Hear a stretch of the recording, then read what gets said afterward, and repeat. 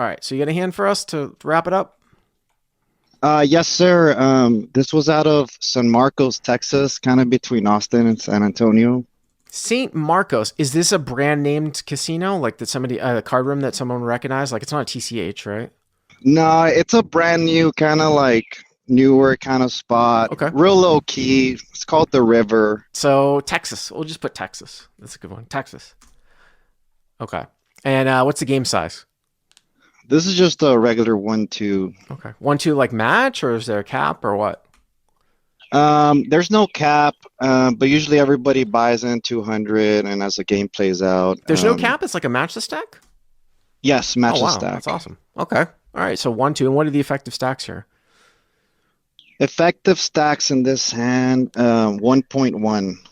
Okay. 1.1. Awesome. All right. So 1.1K. That's a lovely Texas game. Okay. Yeah, this was kind of towards the end of the night, so stacks were definitely deeper.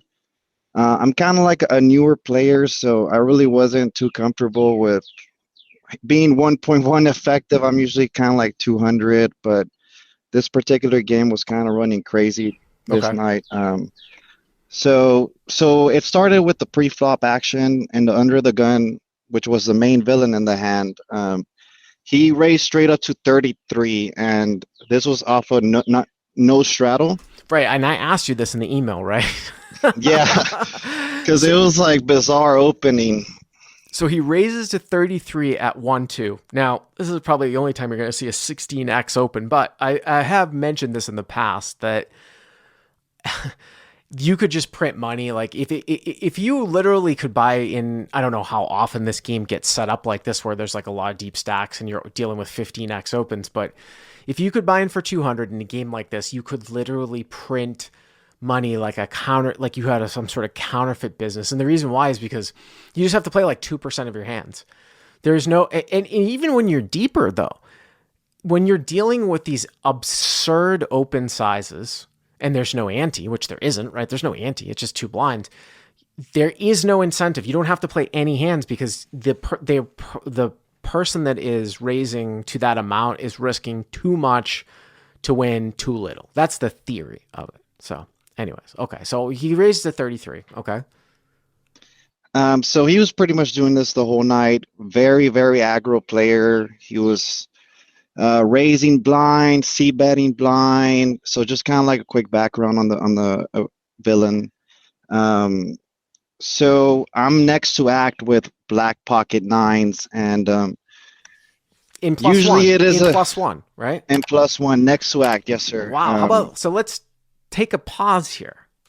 I'm going to take a pause here.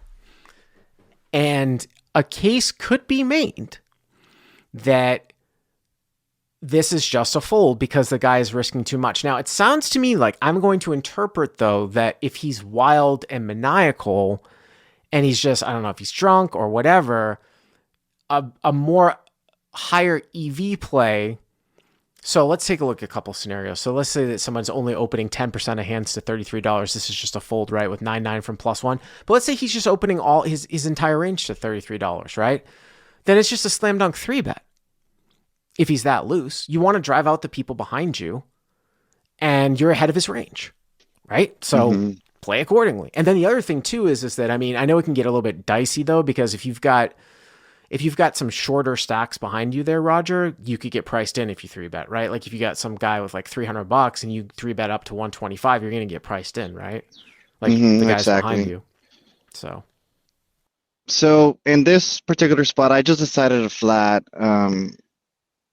I don't know. I just took that route, and so from there, two other people called behind, and we go to a flop.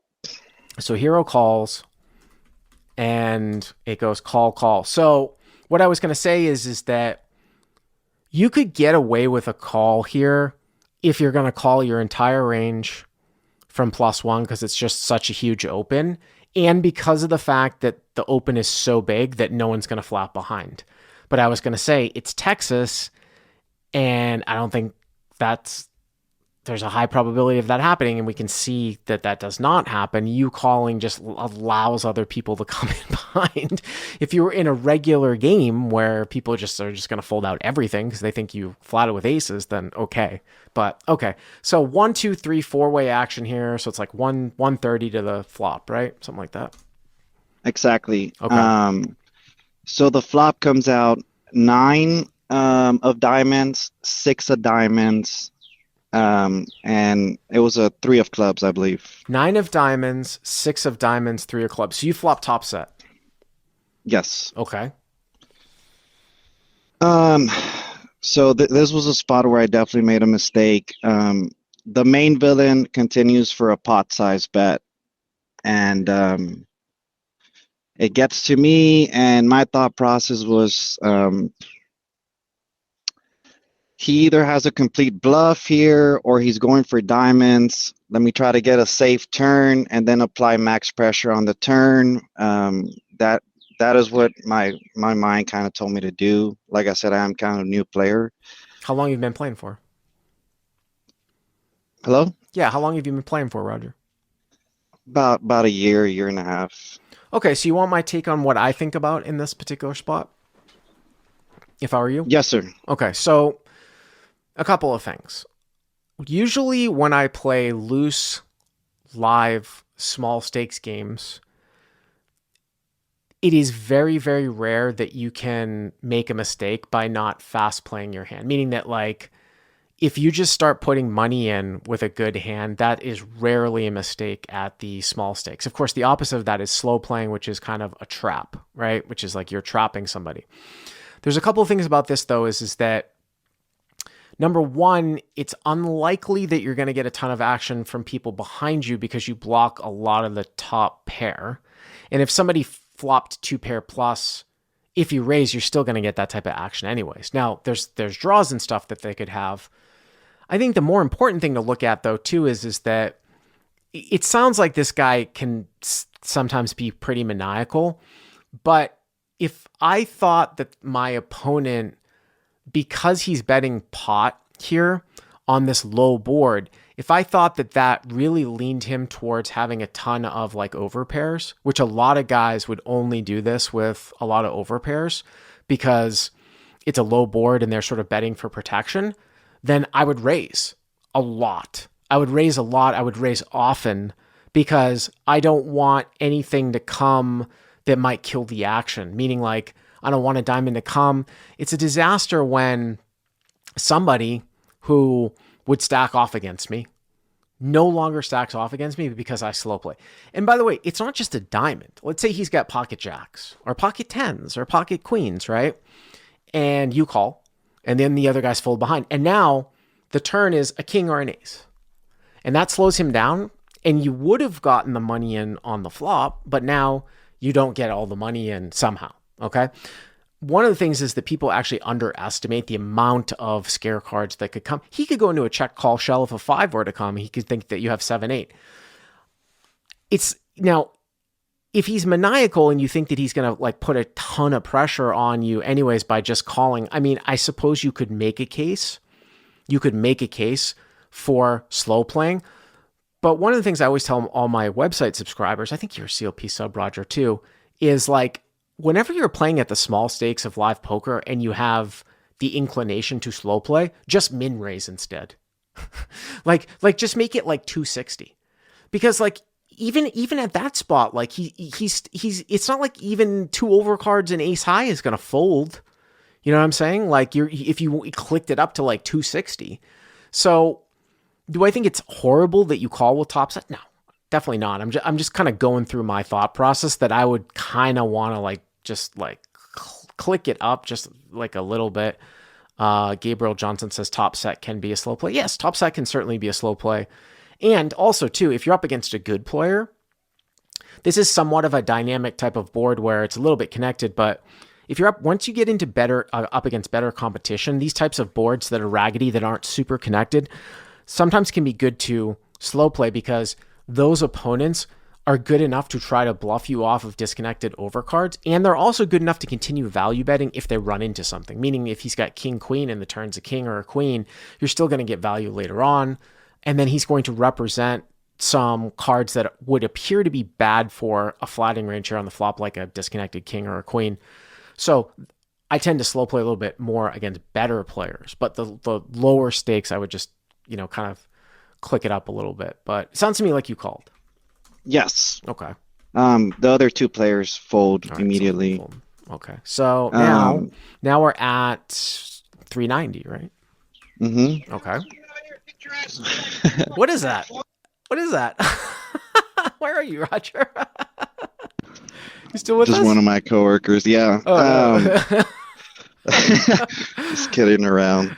Okay. Okay, so the turn comes seven of diamonds, really bad card for me. Well, And bad card in the he's sense first to that act. it's bad card in the sense that it's going to kill the action a little bit.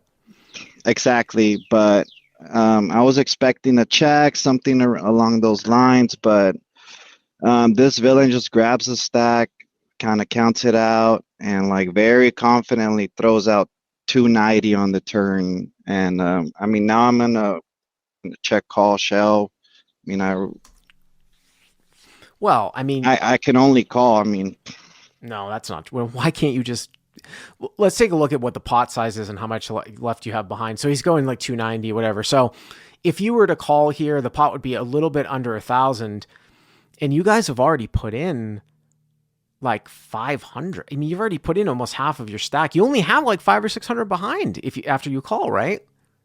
I was 1.1, so You're gonna have like somewhere around 550 left or something like that. You put in 260. If you call, you're gonna put in 550. Yeah, you're gonna have right around 550 left in your stack, and then the pot size is gonna be like just a hair 580, just a hair under 1,000. So it's like a half pot size bet.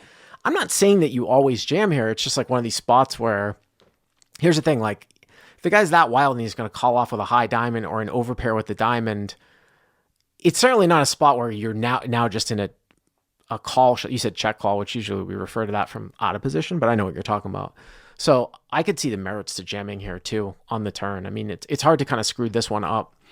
The only thing I worry about is if you call here and then you get some sort of crazy river where you suddenly get scared or something like that. But you could easily make a case for jamming here with these stack sizes.